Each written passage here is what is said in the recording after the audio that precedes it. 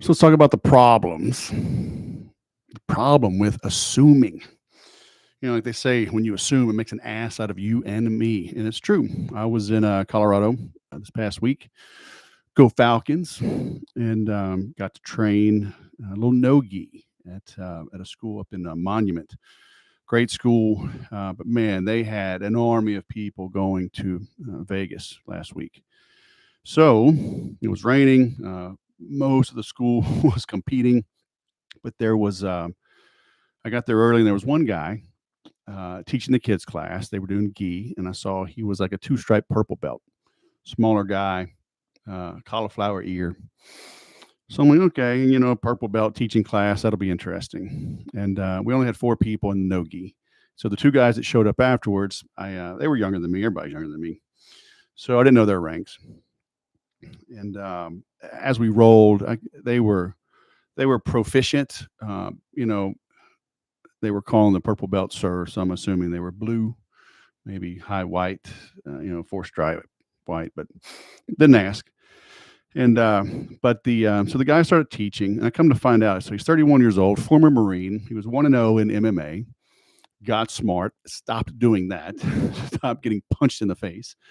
But he was in the Marines and was qualifying for the Olympics as a wrestler. So this guy, we had a great class, and I learned. We covered some fundamentals, and he was really talking about the problem or the risk of extending, right? And we all do that from time to time. Reach out too much, and you get. I help teach the kids class, and there's this one dude. He does these flying arm bars, but he's young, he's very light, he is deadly. But obviously, when you reach, when you extend, even if you're in tight, if you're in side control, if you're in mount, if you push and extend too much, you're going to get your arms broken. But he was talking about it from the beginning, during stand up, keeping the hands in tight and moving the body in. Now, and I guess in wrestling, it's a thing, that they use their head a lot more. And I know my professor is really good at using his head, grinding it into your temple, into your jaw. I do that I'll let people take my back as we're rolling. I like to fight out of bad positions, but I'll use the crown of my head. Well, I make them carry my weight, right? Pounds, but then when I'm ready to start moving, I'll put the crown of my head in their jaw, and that elicits a response. But anyway, um, so he was talking about keeping the hands in and moving your whole body until you're head to head with them, and then getting grips. So you're never truly extended. And I like to snap the neck. I like to control. Today's Tuesday. I'm recording this. We do no-gi on Tuesdays, and great professor, three-stripe guy, former Marine, um, trained in a lot of stuff, Muay Thai, Taekwondo, Judo. He is a deadly individual. Uh, but he tells us, grab the neck, with your left hand, their right hand, because most people are right-handed, and just pull them down. Nobody likes to be controlled like that. So I like to pull down, get close, guillotine. I usually end up with an arm in guillotine, but if I can get the straight guillotine, I'll go for it. But I'm a big guy. I like to, at a minimum, get the arm in and get them to their knees. Keep them in turtle, turn around, grab a leg, grab a forearm, dump them or pull them to me, right? And get side control, get mount, whatever. Belly, get the points. But so again, he's talking about sliding in, stepping in, hands right here, stepping in close, and then controlling the hands and neck, and then leading with the head in the temple. Let them shift when they change sides, and he's rotating, right? I'm big with the kids. I'm like, get them moving, get in a circle, start using your feet, go for trips, get them off balance. But that's what he's talking about, steering them when they shift. Watch the foot. Quite often when they go to shift their head, duck under, go whatever, boom, they'll step with that leg, get a leg, shoot that single leg. We worked on some ankle picks. We worked on I don't even know what you call it, but the elbows down the mat, grabbing the foot, leaning with the head into the knee, and then grabbing the other leg. I mean, it's essentially a double leg. It's a tackle, but keeping both legs, wrapping your arm, kind of stacking them and passing them. So I've done a variation of that. But I tell you all this just to remind you, again, I'm looking at this guy and I'm like, okay, purple belt. Who the heck lets a purple belt teach a class? And this school was big with some 3, 4, 5 stripe black belts, 5th-degree black belts with judo black belt experience, taekwondo black belts. I mean, these guys are killers. So I should have known better. But I mean, now to my credit, okay, there's my confession. But I mean, I did not let it steer my, guide my attitude. I love to roll, so I don't care if it's a bunch of white belts. I'm gonna have fun, and I did, and I learned a lot. So remain open minded. And make no assumptions. And one of the big assumptions, I'll cover a few assumptions that we make in sales. And one is thinking that you're dealing with the decision maker just because they have the title. Classic example, I sold high tech for many years, sold into big organizations. I sold to Google, sold to big hospital networks, healthcare networks. And one of my biggest clients was in Phoenix, and they had 2 locations. It was a hospital, had 2 locations. And I worked directly with the CIO, and I got to know the CFO. And the CIO, you would think, makes all the decisions, and he had the power to make the decisions on technology. But he was a good leader, former Navy, and he deferred to his team. Okay, so the stuff I sold worked. It was installed in the data center, but worked on the client side. So it was a hybrid, and I needed consensus from both. Okay, really all 3, it's all 4, because I needed the CFO. The stuff was more expensive up front, but had a great ROI.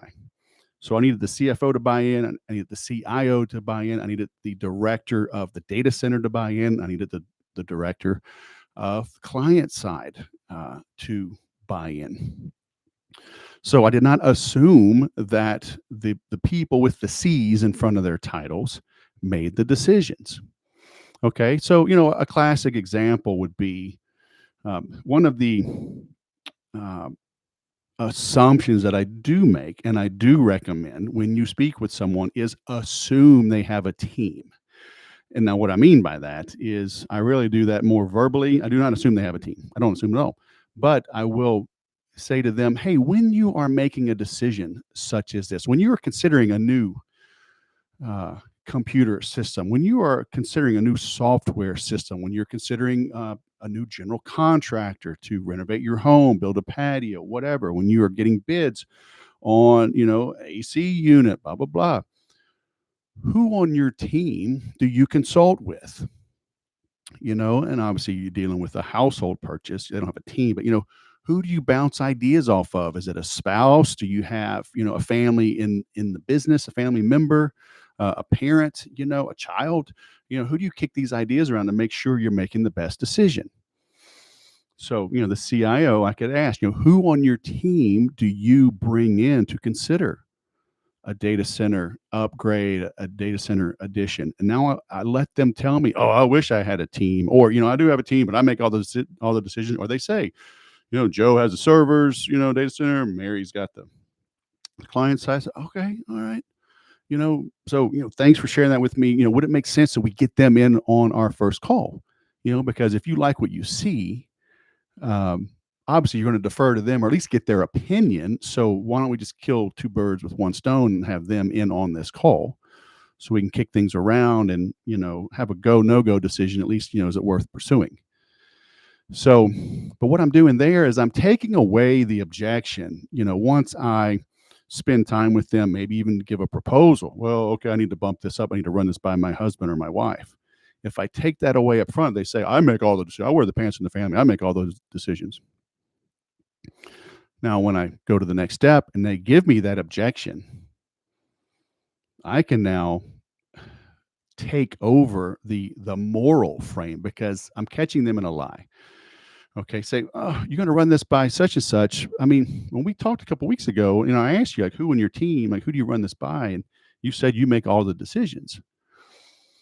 Did I misunderstand you?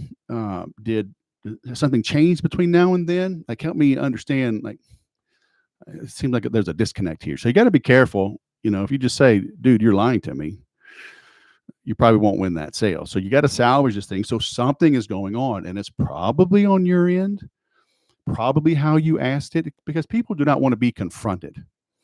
They don't want to be challenged. They do not want to admit they have less power than they want to have. Because if you just say, do you make these decisions? Or are you just like a wimp? You got to bring somebody in because you're just too weak to make the call. Obviously, that's an exaggeration, but you get the point. So you've got to be careful. If you're getting the same objection all the time, I guarantee you are telegraphing it. You are inviting it. You are welcoming that objection into your life. You got to fix it. You're using weak words. You're using bad tonality. You're just challenging them. You're doing something wrong.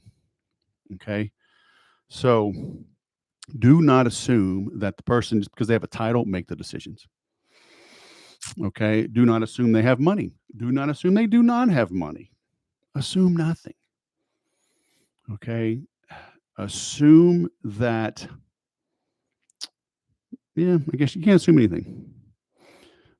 So again, the new ABCs of selling, and I put it in the description there. One of them includes always be curious. Another is always be concise. You cannot learn anything from your prospects if you're doing all the talking. Always be curious, always be concise, always be courteous. Okay, I've got a whole list. I'll find my blog post I wrote a while back with the new ABCs of selling. I'll link to that. There's a long list. Always be courageous. But the big ones, always be concise. It is not always be closing. No, don't do that. Always be concise, always be curious, always be courteous. We'll start with those. Okay. Apply those today, this week. Let me know how it goes. And I'll get you the rest of them. Maybe I'll make a video on that as well. All right. I got to go to No Gi. Got to get my stuff. Y'all go sell something.